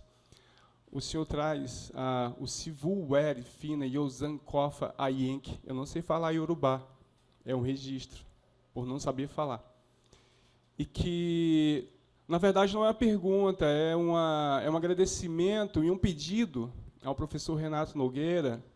Eu tenho um pequeno, Heitor, de 10 anos, que todos os dias escuta em casa que nós somos pretos e que, ao colocar o pé fora de casa, a violência do Estado nos condiciona a 76% de uma estatística que é trágica nesse país. Ouvindo a senhora ontem, professora, me encantou. Cadê a deusa do ébano que escolhi como a representação? Se me pedissem para representar uma deusa do ébano, professora Catiúcia ouviu isso ontem. Seria a imagem da deusa do ébano. Ela não tem a gente não tem a imagem da deusa do ébano porque não foi nos dada a oportunidade disso. Mas o que eu vim pedir aqui, tá? Retomo de novo o nome do meu pequeno Heitor, professor Renato. Eu queria encarecidamente que o senhor dedicasse esse livro a Heitor. Porque a Conceição Evaristo diz que o importante é não ser a primeira ou o último, o importante é abrir caminhos.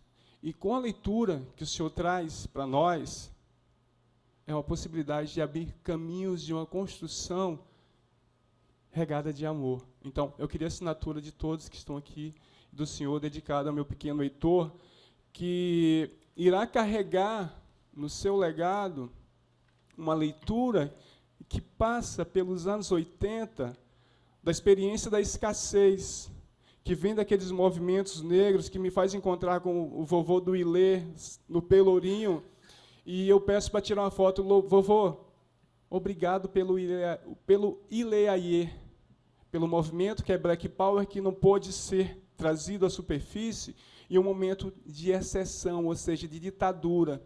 Então, toda ditadura por si só, ela é burra, porque o Ileaie, essa força negra, ela é pujante e ela segue, porque ela é linda, como o Ilê. Eu agradeço a oportunidade de estar presente aqui.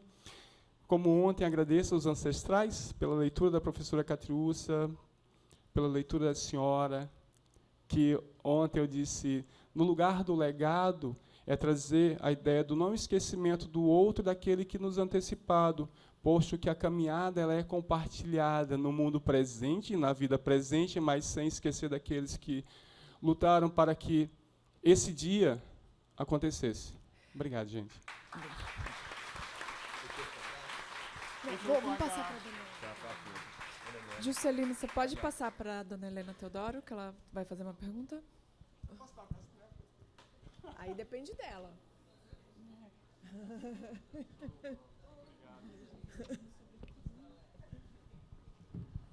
A senhora é mãe dela. Eu considero seu sobrinho. Gente, no hoje eu abracei Juscelino. Olha, como, através do nome, a gente lembra de coisas que fazem com que a gente repare como esse processo é complicado. Juscelino tirou a capital do Brasil do Rio para Brasília, porque era um Rio Negro. E a violência enorme para tirar a comunidade negra do poder. E eu queria pedir a meu amigo Renato Nogueira, meu querido, cheguei, você já tinha falado, você ia falar no segundo momento, pensei que fosse 6h30. Mas eu tive o prazer de ouvir a Lina e o meu querido Wanderson.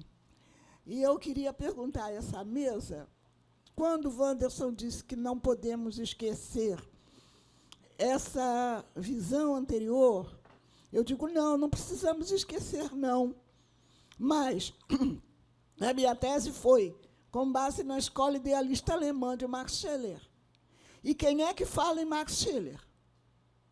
Que estabelecia uma visão que a filosofia teria uma parte de espiritualidade que ele não dominava e que seria da comunidade negra. Então, não é apenas um posicionamento da gente levar o que acontece dentro de um terreiro de candomblé, de uma escola de samba, ou num pensamento de uma Catiúcha Ribeiro, de um Renato Nogueira, de um Anderson, de uma Lina, mas é da gente pensar que, dentro do próprio movimento filosófico, não se colocam aqueles pensadores que dizem que não podem falar por África, que se ligam somente ao seu território e que há uma escolha de determinados posicionamentos que nos dominaram e que têm interesse de manter essa dominação. França, Inglaterra, Bélgica, Alemanha, em função de todo um processo muito injusto e de manutenção de um grupo de negros, indígenas e amarelos, trabalhando para que eles possam ficar absolutamente plenos, soberanos, vivendo maravilhosamente bem, tendo casa em vários lugares, e a gente na rua, sem ter onde morar. Então, eu peço ao meu querido Renato, a Alina e Wanderson, que possam falar um pouco mais sobre, primeiro, a visão que a gente tem hoje ainda no mundo inteiro de que o mundo tem que ser masculino, branco, superior, e que tenha que conduzir todo o processo de desenvolvimento e crescimento de negros, de indígenas, de pessoas de gêneros diversos, e que não dão oportunidade para que nós possamos entender que os territórios são muito diferentes e que os posicionamentos do mundo não têm que ser únicos e gerais, mas sim absolutamente particulares, e que a gente tenha o respeito. E eu quero, inclusive, aqui dizer que, na próxima vez que a gente possa vir ao Mamporf, a gente possa ter contato com os maracatus aqui do Recife, onde se preserva toda a tradição cultural brasileira. E passo para você.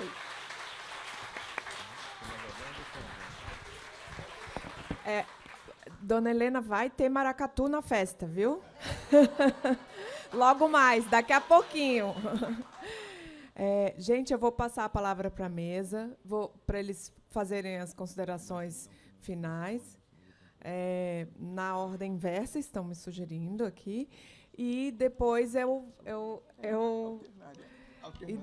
vou chamar a atual diretoria e o atual presidente da Ampof para passar o bastão. Tá bom? Então, não saiam.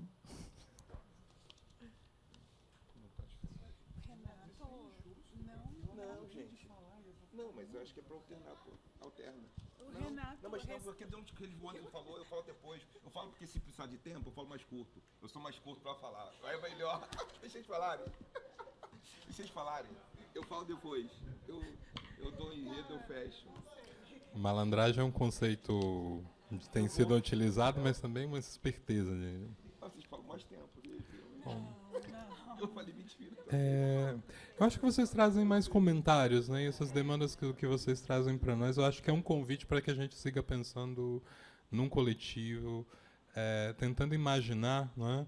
E aí tem uma coisa que me chama muita atenção na tua fala, Helena, que é uma possibilidade de que a gente tenha uma relação colonizada com a diversidade. Eu acho que não se trata só de reconhecer a diversidade, porque disso sempre se tratou. Ninguém está falando que o mundo inteiro é igual, mas o problema é como é que a gente lida com a diferença, com a diversidade. Eu não gosto muito da palavra, me vem o que tem para hoje, essa ideia de uma diversidade colonizada, em que a gente reconhece a diferença, mas o reconhecimento é feito a partir de um certo horizonte não dialogado, vamos dizer assim. Ou seja, tem sempre uma voz privilegiada que escuta as outras. Uma perspectiva privilegiada que concede visibilidade às outras. Eu acho que esse é um desafio importante para nós, assim, que a gente consiga, como na tua tese, em que você coloque um terreiro de candomblé para dialogar com o idealismo alemão, e está tudo certo, né?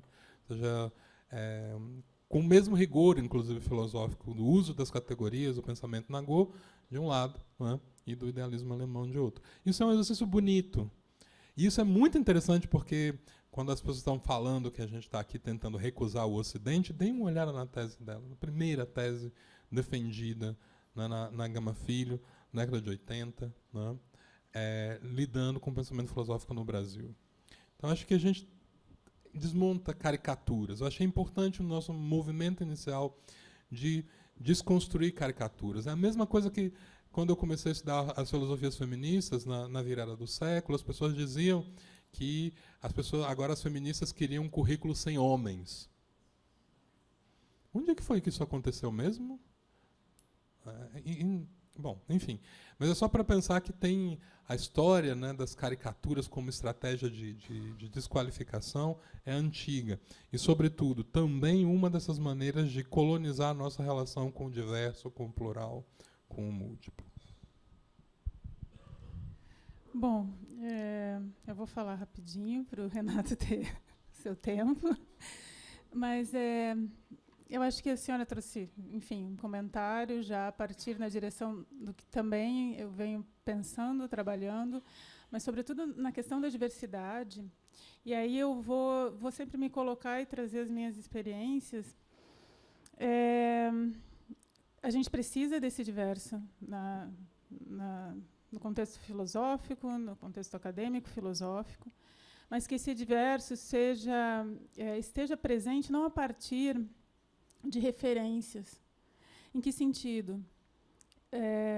Eu não quero ser referência dentro do contexto filosófico. Eu quero estar aqui coexistindo com outras pessoas como eu. Então, eu acho que é isso que a gente também tem que começar a pensar. Eu não quero ser token dentro da instituição. Então, o diverso é o diverso, grupos coexistindo nesse espaço, dialogando nesse espaço, a partir dos seus lugares diversos. E eu acho que é isso que a gente também tem que entender, né? Porque, quando a gente fala em termos de referência, a gente fala de alguém que está lá. E todos os outros, cadê todas as outras pessoas? Né? Então, eu acho que pensar também um pouco nessa direção.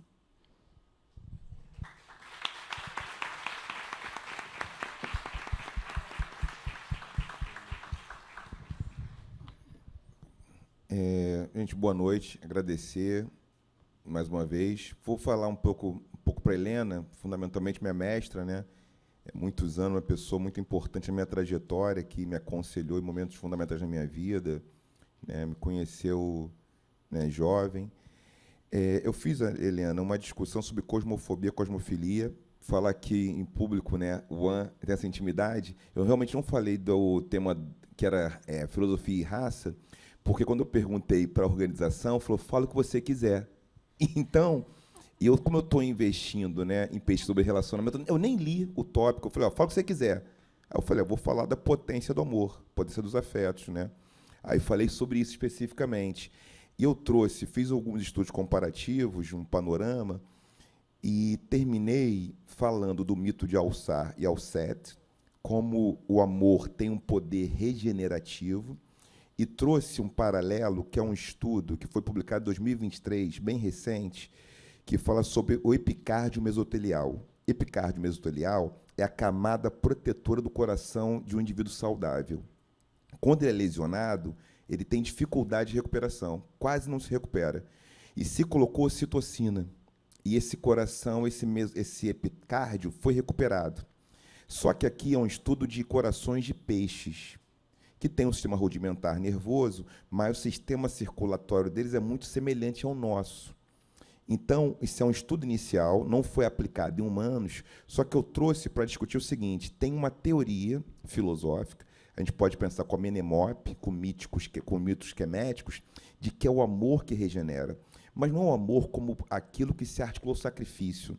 O amor que se organiza em torno do sacrifício é o amor dentro de uma tradição que opera com a culpa, opera com o pecado. e o sacrifício é sobre-humano. Aqui é reivindicado a amorosidade dentro das condições, dos limites do humano. E eu estou investigando, estou muito interessado numa tese clichê, posso comentar aqui, de que esses conflitos têm relação direta com sequestro amidalar. Como é que homens brancos, como a branquitude, o patriarcado, a cisheteronormatividade, elas se organizam em torno de um medo crônico do outro, que vai produzindo, então, uma relação de poder e controle. E como que o amor é uma potência não de fazer com que nós possamos amar tudo e todos ao mesmo tempo, com a mesma intensidade, mas sejamos capazes de utilizar o amor dentro da nossa capacidade. Somos humanos, não vamos amar todo mundo. Só que, numa sociedade que o discurso, dentro desse contexto eurocêntrico, a gente falou até aqui muito bem, que o Anderson fez brilhante essa formulação, vou querer depois o texto, vou usar com meus alunos, né? Maravilhoso, a Lina fez um trabalho lindo. O que eles trouxeram aqui? Ou seja, esses contextos culturais, né, do eurocentrismo, eles operam onde o medo e a raiva são os afetos fundamentais de organização com o outro e consigo. Por isso a gente produz sociedades que têm um desenho geopolítico onde há uma lógica da expansão, porque o discurso é: eu amo a todos como a mim mesmo. Enquanto alguns falam assim: eu não posso amar tudo e todos, eu posso amar alguns e posso respeitar todo mundo. É nessa fantasia sobre-humana de que somos capazes de um amor incondicional é que a gente... eu coloquei lá no texto, coloca um pouquinho, rápido, atrasa um pouquinho. Não, falta. Aquele ciclo dos afetos, nos biomas ecossistemas afetivos que eu falei, tem a tensão, carga, descarga e relaxamento. Ninguém pode suportar tensão o tempo inteiro, tem que descarregar. Isso cria uma disfuncionalidade, se você não consegue digerir todos os afetos. Então, você promete o que você não pode cumprir. É uma relação que parte da fraude. Eu fraudo, eu digo, vou entregar a lua para você. Não entrega a lua. Eu só posso entregar pouco para o outro. Eu só posso entregar minha fraqueza na relação amorosa.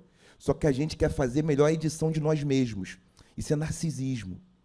Então, tem aqui uma... Então, Fanon, Freud com Fanon, a gente entende esse negócio. Ou seja, né, quer entregar o quê? Você quer ser perfeito, porque tem muita vontade de ser plenamente amado, amado como se fosse divino.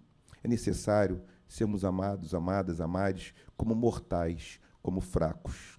Senão, querer muita força, a gente vai ter um efeito rebote de querer atingir o outro e controlar o outro. Então, para celebrar a raridade da vida, muita injeção de ocitocina no sangue da galera, para a gente ter um mundo melhor. É isso.